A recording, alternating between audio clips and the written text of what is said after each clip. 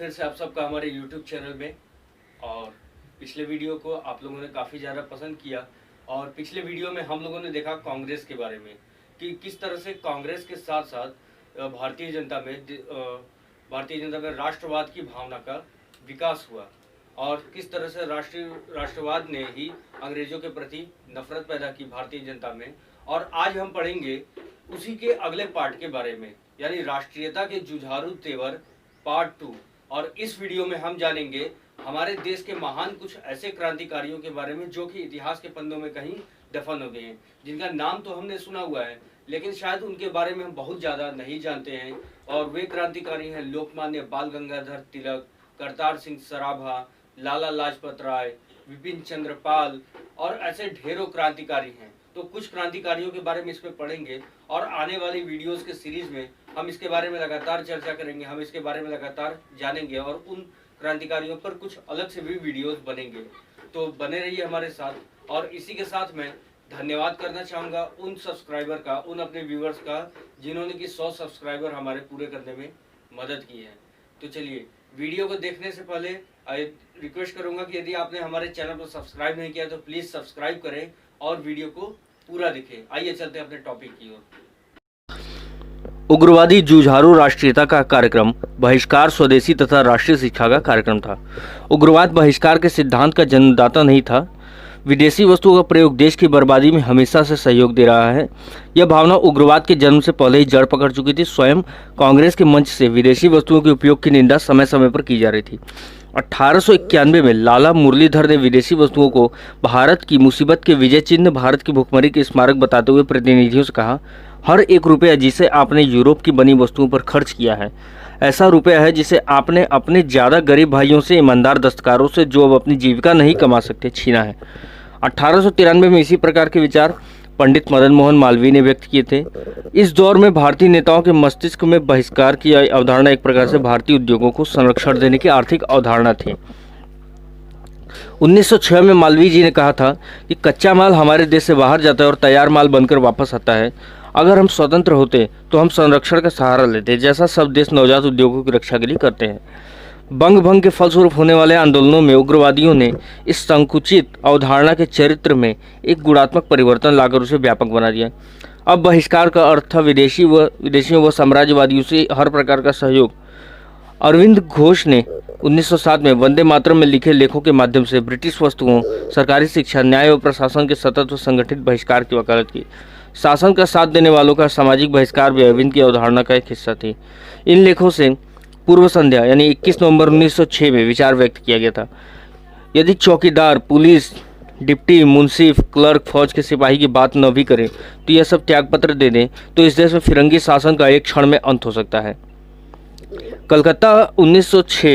कलकत्ता कांग्रेस 1906 के प्रस्ताव में लिखा था कि यह कांग्रेस स्वदेशी आंदोलन का सर्वाधिक हार्दिक समर्थन करती है और देश की जनता से अपील करती है कि वो इसे सफल बनाने के लिए परिश्रम करें।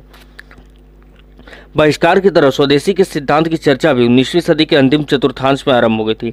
आरंभ में यह भी एक आर्थिक अवधारणा थी। इसके अनुसार देश में बनी वस्तुओं का प्रयोग धन की निकासी को रोककर तथा देशी उद्योगों को प्रोत्साहन देकर देश के आर्थिक विकास में सहायक सिद्ध होता। महाराष्ट्र में स्वदेशी का संदेश सबसे पहले लोकहितवादी ने प्रभाकर पत्र के माध्यम से दिया। बंगाल में नवगोपाल मित्र तथा राजनारायण बोस ने हिंदू मेला के मंच का प्रयोग किया। उत्तरी भारत में मालवीय तथा मुरलीधर ने आंदोलन की नींव रखी। 1902 में सुरेंद्रनाथ बनर्जी ने अहमदाबाद के अपने भाषण में स्वदेशी की अवधारणा को निम्न शब्दों में प्रस्तुत किया। उन्होंने कहा कि चूंकि सरकार टैरिफ द्वारा भारतीय उद्योगों को संरक्षण देने को राजी नहीं, टैरिफ द्वारा, ठीक है, याद रखिएगा, टैरिफ द्वारा, कि चूंकि सरकार टैरिफ द्वारा भारतीय उद्योगों को संरक्षण देने को राजी नहीं है, भारतीय को संकल्प लेना चाहिए कि वे भारतीय उद्योग को बढ़ावा देने के लिए देशी वस्तुओं का ही प्रयोग करें। 1905 के बंग भंग के बाद स्वदेशी की अवधारणा का आयाम व्यापक हुआ। एक आर्थिक अवधारणा न रहकर वह समग्र जीवन दर्शन बन गया। उसका अर्थ हो गया कि विदेशी वस्तु, विदेशी शासन, विदेशी शिक्षा, विदेशी संस्कृति हम स्वदेशी विचारधारा के स्थान पर स्वदेशी को अपनाना। इस नई अवधारणा के व्याख्याता बंगाल में रविन्द्रनाथ ठाकुर, अरविंद घोष तथा विपिन चंद्र पाल थे। पश्चिम भारत में तिलक व पंजाब में लाला लाजपत राय ने उसका प्रतिपादन किया। स्वदेशी समाज पर 22 जुलाई 1904 को लिखे अपने लेख में टैगोर ने स्पष्ट किया कि स्वदेशी का अर्थ है देश की आवश्यकता की पूर्ति देशवासियों के अपने ही प्रयत्नों द्वारा करना, जनता को अपने उत्तरदायित्व को स्वयं अपने कंधों पर लेना तथा सभी राष्ट्रीय कार्यकलाप भारतीयों के माध्यम से ही संचालित करना। उग्रवादी राष्ट्रवाद के कार्यक्रम का तीसरा महत्वपूर्ण सूत्र था राष्ट्रीय शिक्षा। राष्ट्रीय शिक्षा का अर्थ स्पष्ट करते हुए टैगोर ने कहा था कि अपने प्रयासों और साधनों द्वारा सार्वजनिक शिक्षा की व्यवस्था करना ही राष्ट्रीय शिक्षा का अर्थ है। इसके उद्देश्य और लक्ष्य बताते हुए उन्होंने कहा था, देश की आवश्यकताओं को पूरा करना ही भारत में राष्ट्रीय शिक्षा का उद्देश्य और लक्ष्य है। इसकी प्राप्ति के लिए वह ऐसे सपूतों का निर्माण करेंगे जो उसकी सेवा में अपने सारे जीवन का काम बना लेंगे। इस अवधारणा को व्यवहारिक रूप प्रदान करने के लिए 16 नवंबर 1905 को कलकत्ता में एक सम्मेलन हुआ। इस सम्मेलन ने राष्ट्रीय शिक्षा परिषद स्थापित करने का फैसला लिया। 14 अगस्त 1906 को बंगाल के नेशनल कॉलेज और स्कूल की स्थापना की गई। अरविंद घोष इस कॉलेज के प्रिंसिपल नियुक्त हुए। उग्रवादी आंदोलन को विचारधारा के स्तर पर मजबूत बनाने में अरविंद घोष तथा रविन्द्रनाथ टैगोर की महत्वपूर्ण भूमिका रही, किंतु सक्रिय जन आंदोलनों के क्षेत्र में इसका नेतृत्व लाल बाल पाल के द्वारा। लाल बाल पाल का मतलब था लाला लाजपत राय, बाल गंगाधर तिलक तथा विपिन चंद्र पाल। लोकमान्य के रूप में प्रसिद्ध बाल गंगाधर तिलक को वैलेंटाइन शिरोल ने भारतीय असंतोष का जनक कहा। याद रखिएगा, भारतीय असंतोष क्वेश्चन आता है एग्जाम में, भारतीय असंतोष का जनक किसे कहा जाता है? तो बाल गंगाधर तिलक। रत्नागिरी में चितपावन ब्राह्मण परिवार में तिलक का जन्म हुआ। 1879 यानी 1879 में विधि स्नातक बनने के पश्चात वो आगरकर के साथ मिलकर शिक्षा प्रसार आंदोलन से जुड़े। दक्कन एजुकेशन सोसाइटी तथा फर्ग्यूसन कॉलेज पूना की स्थापना से संबद्ध रहने के साथ ही उन्होंने जनवरी 1880 में यानी 1880 में पूना नवीन इंग्लिश विद्यालय की स्थापना की। तिलक ने राष्ट्रीय आंदोलन को आगे ले जाने में अहम भूमिका अदा की। आंदोलन को जन आंदोलन बदलने के लिए उन्होंने मराठी व अंग्रेजी भाषा में क्रमशः केसरी व मराठी पन्नों का प्रकाशन 2 जनवरी 1881 को आरंभ किया। अखाड़े व लाठी क्लब के द्वारा उन्होंने नौजवानों को तथा शिवाजी और गणपति उत्सवों के द्वारा सामान्य जनता को अपने आंदोलन के साथ जोड़ा। कांग्रेस के अंदर वह उदारवादियों की नीति व कार्य पद्धति के कटु आलोचक थे। स्वराज को जन्मसिद्ध अधिकार मानने की घोषणा उन्हीं के द्वारा की गई। 1906 में कांग्रेस अधिवेशन में बहिष्कार, स्वदेशी तथा राष्ट्रीय शिक्षा के प्रस्ताव पारित कराने में भी उनका योगदान रहा। 6 वर्ष के देश निर्वासन की सजा यानी 1908 से 1914 के उपरांत भारत आने पर तिलक ने कांग्रेस के अंदर एकता लाने में तथा कांग्रेस लीग के मध्य 1916 का लखनऊ पैक्ट कराने में अहम भूमिका अदा की। विश्व युद्ध के दौरान उन्होंने महाराष्ट्र में 28 अप्रैल 1916 में होम रूल आंदोलनों को पुनः होम रूल लीग का गठन करके आरंभ किया। अगस्त 1920 में उनका देहांत हो गया। शेर पंजाब के रूप में विख्यात लाला लाजपत राय। अब आइए लाला लाजपत राय के बारे में जानते हैं। तो इनका जन्म पंजाब के लुधियाना जिले में 1865 ईस्वी में हुआ था। शेर पंजाब याद रखिएगा, लाला लाजपत राय को कहा जाता है। उन्होंने भी वकालत पास की थी। लाला लाजपत राय आर्य समाजी थे। डीएवी कॉलेज लाहौर की स्थापना में उनका सहयोग था। एक पत्रकार के रूप में उन्होंने वंदे मातरम, पंजाबी और अंग्रेजी में द पीपुल समाचार पत्रों का प्रकाशन किया। उन्होंने कांग्रेस को उदारवाद के रास्ते से हटाने के लिए तथा राष्ट्रीय आंदोलन को जुझारू चरित्र प्रदान करने के लिए तिलक व पाल के साथ सहयोग किया। हालांकि बाद में इन्होंने कांग्रेस को छोड़ भी दिया था। 1906 में तिलक उन्हें कांग्रेस के कलकत्ता अधिवेशन का अध्यक्ष बनाना चाहते थे, किंतु उदारवादियों ने ऐसा होने नहीं दिया। यह पद वह 1920 के कलकत्ता अधिवेशन में प्राप्त कर सके। गांधी युग में लाला लाजपत राय ने आरंभ में असहयोग तथा गांधी की नीति का विरोध किया, किंतु बाद में उनसे सहमत हो गए। स्वराज पार्टी की स्थापना में उन्होंने CR दास तथा मोतीलाल नेहरू का साथ दिया। श्रमिक आंदोलन में उनकी महत्वपूर्ण भूमिका थी तथा all India trade union Congress के प्रथम अधिवेशन के वह अध्यक्ष रहे। साइमन कमीशन विरोधी आंदोलन में उन्होंने पुलिस की लाठियों का निशाना बनना पड़ा तथा 17 नवंबर 1928 को उनका देहांत हो गया। जीवन के अंतिम वर्षों में लाला लाजपत राय ने हिंदू महासभा के साथ भी अपने को जोड़ लिया था। अब विपिन चंद्र पाल के बारे में जानते हैं। लाल बाल पाल, लाल के बारे में पढ़ा, पाल के बारे में पढ़ा, लाल के बारे में पढ़ा, बाल के बारे में पढ़ा और अब विपिन चंद्र पाल के बारे में पढ़ते हैं। तो विपिन चंद्र पाल उग्रवादी आंदोलन के तीसरे प्रमुख नेता थे। उन्होंने अपना राजनीतिक जीवन एक नरम दली के रूप में आरंभ किया, किंतु 20वीं शताब्दी के आरंभ के वर्षों के विकास व घटना चक्र ने उन्हें उग्रवादी आंदोलन का महत्वपूर्ण नेता बना दिया। बंगाल में स्वदेशी आंदोलन के संचालन में तथा उसका प्रसार भारत के अन्य भागों में करने में पाल की महत्वपूर्ण भूमिका रही। कांग्रेस के अंदर उन्होंने उदारवादियों के विरुद्ध तिलक व लाजपत राय का साथ दिया। उन्होंने अपने उग्र विचारों व कार्यों के लिए उन्हें सरकारी कोप का भाजन भी बनना पड़ा। वंदे मातरम पत्र पर चले मुकदमे में गवाही न देने के कारण उन पर मुकदमा चलाकर दंडित किया गया। 1908 की इंग्लैंड यात्रा के बाद पाल के विचारों में परिवर्तन आया। वह उग्र राष्ट्रीयता से दूर हटते गए। उनका देहांत 1932 ईस्वी में हुआ, 1932 में। उग्रवादी आंदोलन की मुख्य धारा 1905 में बंगाल के विभाजन के उपरांत प्रवाहित हुई तथा उसे स्वदेशी आंदोलन के नाम से पुकारा गया। बंगाल विभाजन एक बहुत बड़ी घटना हुई थी इतिहास में हमारे यहाँ के। वैसे देखिए, बंगाल में आंदोलन का आरंभ 1930 से ही हो गया था। बंगाल के इस आंदोलन को देश के विभिन्न भागों में भी समर्थन प्राप्त हुआ तथा आंदोलन का स्वरूप अखिल भारतीय हो गया। बंग भंग विरोधी आंदोलन आरंभ में विरोध सभाओं के रूप में था। इन विरोध सभाओं ने जन चेतना को इस सीमा तक जागृत कर दिया कि सुरेंद्र नाथ बनर्जी को बंगाली के 7 जुलाई 1905 की अपने संपादकीय में लिखना पड़ा,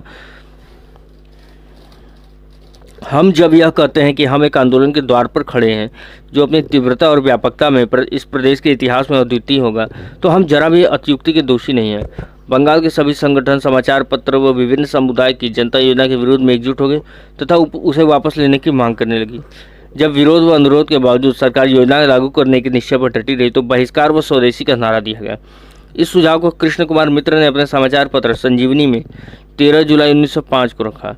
इसके बाद तो बंगाल के हर कोने से जनसभाओं में पारित प्रस्तावों के रूप में बहिष्कार का आंदोलन शुरू करने की मांग की जाने लगी। बंगाल का छात्र समुदाय भी इस मांग के साथ जुड़ गया तथा उन्होंने आंदोलन चलाने के लिए अपनी समितियों का गठन किया। 7 अगस्त 1905 को कलकत्ता के टाउन हॉल में विशाल जनसमूह ने शपथ ली, वर्तमान सरकार द्वारा भारतीयों के जनमत की अवहेलना के प्रतिवाद स्वरूप ब्रिटेन के कारखानों के माल का इस्तेमाल तब तक न करेंगे जब तक बंग भंग का प्रस्ताव नहीं ले लिया जाता। इस बहिष्कार की प्रेरणा बंगाल की जनता को चीन में चल रहे बहिष्कार आंदोलन से प्राप्त हुई थी। बारिशाल हितैषी ने तो प्रश्न के रूप में आह्वान किया था, क्या बंगाल विदेशी माल का बायकाट करने में, चीन की नकल करने में समर्थ हो सकेंगे? बहिष्कार तथा स्वदेशी का यह आंदोलन इतना व्यापक था कि मैमन सिंह के मोचियों ने अंग्रेजी जूतों की मरम्मत करना छोड़ दिया। बारिशाल में रसोइयों ने विदेशी माल का इस्तेमाल करने वाले मालिकों के यहाँ काम करना बंद कर दिया। कालीघाट के धोबियों ने विदेशी कपड़े न धोने का प्रस्ताव पारित किया। इस आंदोलन में बंगाल के हिंदुओं के साथ साथ मुसलमानों ने भी बढ़ चढ़कर हिस्सा लिया। उनका नेतृत्व लियाकत अली, अब्दुल रसूल, मोहम्मद इस्माइल चौधरी जैसे नेताओं ने किया। बहिष्कार व स्वदेशी आंदोलन के समर्थन में मॉडले तथा चंद्रनगर में भी सभाएं हुई और प्रस्ताव पारित किए गए। 28 सितंबर 1905 को पितृ विसर्जन के दिन कालीघाट के मंदिर में एकत्र 50,000 से अधिक के जन समुदाय ने बहिष्कार तथा स्वदेशी की सौगंध ली। आंदोलन को शक्तिशाली बनाने के लिए स्वयं सेवकों का संगठन किया गया। विदेशी माल की दुकानों पर पिकेटिंग तथा उनके मालिकों का सामाजिक बहिष्कार आंदोलन एक मुख्य अंग बन गया। विदेशी माल के बहिष्कार तथा स्वदेशी के प्रचार के आंदोलन ने इतना उग्र रूप धारण कर लिया कि एक खुफिया रिपोर्ट के अनुसार सिर्फ जमींदारों और वकीलों ने ही नहीं, विद्यार्थियों और नौजवानों ने, किसानों और दुकानदारों ने, यहाँ तक कि डॉक्टर और देसी सेना ने, ब्राह्मणों और पुरोहितों ने, नाइयों और धोबियों ने बाइकॉट और स्वदेशी आंदोलन के प्रसार में महत्वपूर्ण भूमिका अदा की। बंगाल में इस आंदोलन ने ब्रिटिश माल की खपत पर प्रतिकूल प्रभाव डाला। कलकत्ता के चुंगी कलेक्टर की गुप्त रिपोर्ट में बताया गया कि 1905 से 1906 के वर्ष में आंदोलन के फलस्वरूप विदेशी नमक के आयात में 1,40,000 मन की कमी आई। विदेशी कपड़ा 3 करोड़ गज कम मंगाया गया। जूतों का आयात 75% और सिगरेट का आयात 50% तक कम हो गया। विदेशी माल की खपत को प्रभावित करने के साथ ही आंदोलनों ने भारत में विदेशी प्रतिष्ठानों की स्थिति पर भी असर डाला। पुलिस रिपोर्ट के अनुसार इस आंदोलन के प्रभाव से बर्न एंड कंपनी, भारत सरकार के प्रेस, बंगाल सरकार के प्रेस, फोर्स क्लोस्टर, जूट मिल आदि में हड़ताल हुई। बहिष्कार और स्वदेशी के साथ ही राष्ट्रीय शिक्षा के कार्यक्रम पर अमल किया गया। इस दिशा में 1902 में स्थापित की गई संस्था डॉन सोसाइटी ने उल्लेखनीय कार्य किया। 1908 तक बंगाल में 25 नेशनल स्कूल तथा 300 प्राइमरी स्कूल स्थापित हो गए। बंगाल के साथ ही देश के अन्य भागों में भी 1905 में तथा इसके बाद आंदोलन तेजी से आगे बढ़ा। 1906 के अंत तक गुप्तचर विभाग की गुप्त रिपोर्ट के अनुसार आंदोलन की अग्रगति की रिपोर्ट संयुक्त प्रांत के 23 जिलों, मध्य प्रदेश के 15 शहरों, बम्बई प्रेसिडेंसी के 24 शहरों, पंजाब के 20 जिलों और मद्रास प्रेसिडेंसी के 13 जिलों से आई। गुप्त विभाग की रिपोर्टों के अनुसार ही महाराष्ट्र में तिलक, उनकी पुत्री श्रीमती केतकर, M.S.M. पराजपे तथा श्रीमती A.V. जोशी ने आंदोलन का नेतृत्व किया। पंजाब में आंदोलन का नेतृत्व जयपाल, गंगाराम, पंडित चंद्रिका दत्त और मुंशीराम के हाथ में था। मद्रास में आनंद चार्लू, T.M. नायर तथा सुब्रमण्यम अय्यर ने नेतृत्व प्रदान किया। इस आंदोलन ने इन प्रदेशों में विदेशी माल की खपत को कम किया, स्वदेशी माल के उत्पादन को प्रोत्साहन दिया तथा इसके साथ ही राष्ट्रीय शिक्षा के विस्तार में सहायता की। बरार, बम्बई प्रेसिडेंसी तथा मद्रास प्रेसिडेंसी में विशेष रूप से राष्ट्रीय शिक्षा का प्रसार हुआ। 1905 से 8 के मध्य का स्वदेशी आंदोलन भारत के इतिहास में कई दृष्टि से महत्वपूर्ण हो जाता है। इस आंदोलन ने राष्ट्रवाद के सामाजिक आधार को व्यापक बनाया। अपने उद्देश्य, कार्यक्रम और कार्य पद्धति में वह सही अर्थों में गांधीवादी आंदोलन का पूर्व रूप था। उसने आज़ादी के संघर्ष को तर्क व विवाद के स्थान पर जन आंदोलन का चरित्र प्रदान किया। किंतु इन उपलब्धियों के साथ साथ आंदोलन की कुछ सीमाएं भी थी। जनता को अपने साथ जोड़ने के लिए आंदोलन के नेताओं ने धर्म व पुरातन परंपराओं का जिस रूप में प्रयोग किया वह एक प्रतिगामी कदम था। इन नेताओं ने अरविंद घोष के शब्दों में कांग्रेस पर कब्जा करना और उसे भी वैधानिक आंदोलन के केंद्र की जगह, जो सिर्फ बातें करता है और प्रस्ताव पारित करता है तथा विदेशी सरकार से सिफारिश करता है, क्रांतिकारी संग्राम के लिए हथियार बनाना चाहा। उनके इस प्रयास ने उनके तथा उनके उदारवादी नेताओं के मध्य मतभेदों को तीखा किया। 1906 में कांग्रेस अध्यक्ष के पद तथा बहिष्कार, विदेशी व राष्ट्रीय शिक्षा संबंधी प्रस्तावों पर यह मतभेद उभर कर सामने आए। 1907 में कांग्रेस का अधिवेशन सूरत में हुआ। याद रखिएगा, 1907 में कांग्रेस का अधिवेशन सूरत में हुआ था। क्वेश्चन आता है इससे, कांग्रेस के सूरत अधिवेशन से। इसके अध्यक्ष रास बिहारी घोष थे। सम्मेलन में मतभेद खुलकर सामने ही नहीं आए, उन्होंने झगड़े का रूप धारण कर लिया। इस झगड़े के कारण उग्रवादियों को कांग्रेस से अलग कर दिया गया तथा उन्होंने एक अलग नेशनलिस्ट पार्टी का गठन किया। यह पार्टी अल्पजीवित रही और इसी तरह हम कह सकते हैं कि एक नरम दल और एक गरम दल का गठन हुआ। ठीक, तो यदि वीडियो आप लोगों को पसंद आया हो तो हमें कमेंट बॉक्स में जाकर के ज़रूर बताएं कि वीडियो कैसा लगा, और साथ ही साथ हम बने रहें हमारे साथ। अब फिर मिलेंगे अपने एक नए वीडियो के साथ, तब तक के लिए नमस्कार। वीडियो पूरा देखने के लिए आप सबका बहुत बहुत धन्यवाद। यदि वीडियो पसंद आया हो तो लाइक करें, शेयर करें, कमेंट करें और अधिक से अधिक लोगों तक पहुंचाएं, क्योंकि हमारे वीडियोस इस लॉकडाउन पीरियड में स्टडी के लिए एक अमेजिंग चैनल साबित हो रहे हैं और अधिक से अधिक लोग इस तक पहुंच रहे हैं। तो कहीं आप भी पीछे न रह जाएं या आपके मित्र कहीं छूट न जाएं, तो आप लोग क्या करें, आप लोग उसको इस वीडियो से हमारे लगातार बने रहिए। ये हमारे चैनल को अधिक से अधिक लोगों तक शेयर करें। धन्यवाद।